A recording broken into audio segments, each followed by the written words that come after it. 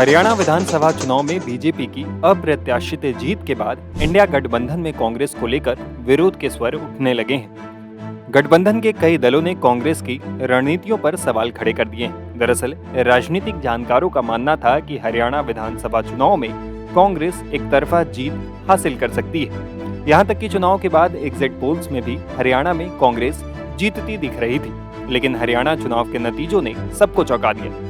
यहाँ कांग्रेस की हार के साथ ही बीजेपी ने बम्पर जीत हासिल की। इस हार के बाद से कांग्रेस पर सिर्फ विरोधी खेमे ही नहीं बल्कि इंडिया गठबंधन के सहयोगी दल भी सवाल उठा रहे हैं। कांग्रेस की हार पर सबसे कड़ा प्रहार शिवसेना उद्धव गुट ने किया है।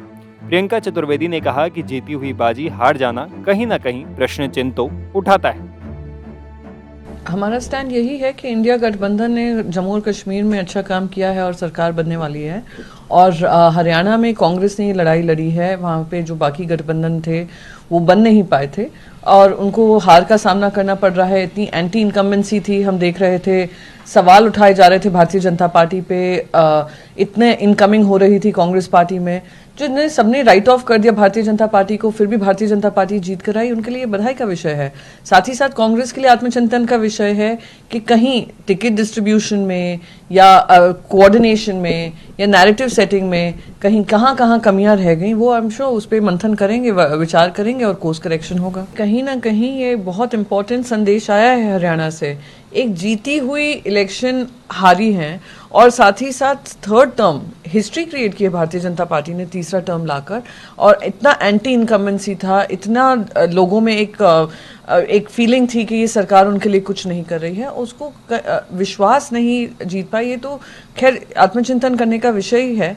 साथ ही साथ कांग्रेस पार्टी को भी ये ध्यान देना होगा कि एज इंडिया अलायंस हम लोग जम्मू और कश्मीर में जीते हैं, और अगर यहाँ पे भी गठबंधन हो जाए, सबको अकोमोडेट कर जाए, तो शायद एक दूसरे का समर्थन हो पाए, मजबूती बन पाए। तो उससे बहुत बड़ा संदेश गया है, आत्मचिंतन होगा, डिस्कशन होगा।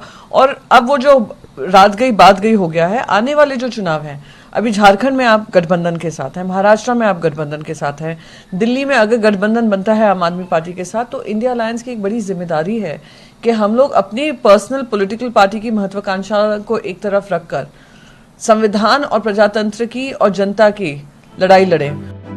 वहीं आम आदमी पार्टी भी कांग्रेस पर निशाना साध रही है। पार्टी की प्रवक्ता प्रियंका कक्कड़ ने कांग्रेस को हरियाणा चुनाव में मिली हार को लेकर तंज कसते हुए उसे अति आत्मविश्वासी करार दिया।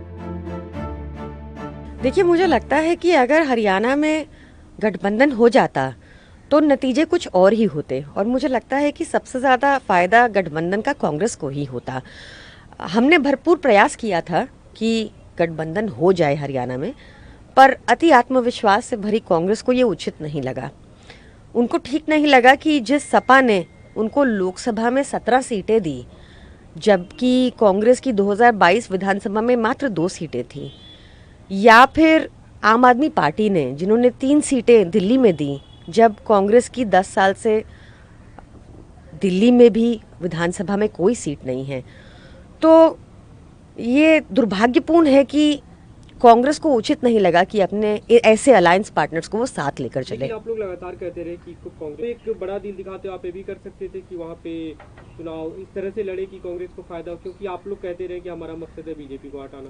देखिए, हमने, जैसा मैंने कहा, भरपूर प्रयास किया था कि अलायंस हो जाए।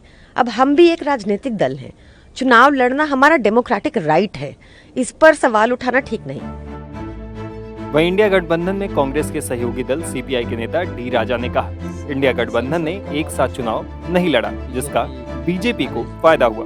इंडिया गठबंधन दलों को सोचने की जरूरत है कि ऐसा क्यों हुआ। अगर साथ रहते तो बीजेपी की सरकार नहीं बनती। कांग्रेस को गंभीरता से विचार की जरूरत है। इधर महाविकास अघाड़ी दल का हिस्सा और एनसीपी की सांसद सुप्रिया सुले ने कहा कि हरियाणा में हार के बाद कांग्रेस की गलतियों के बारे में जानने की कोशिश करेंगे।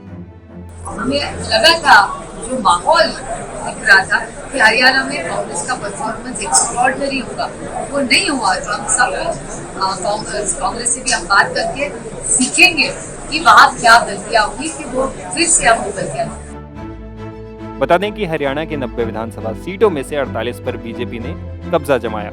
इसके साथ ही वो बहुमत का आंकड़ा पार करने में कामयाब रही और प्रदेश में तीसरी बार सरकार बनाने जा रही है। जबकि कांग्रेस को यहां सिर्फ 37 सीटें ही मिली।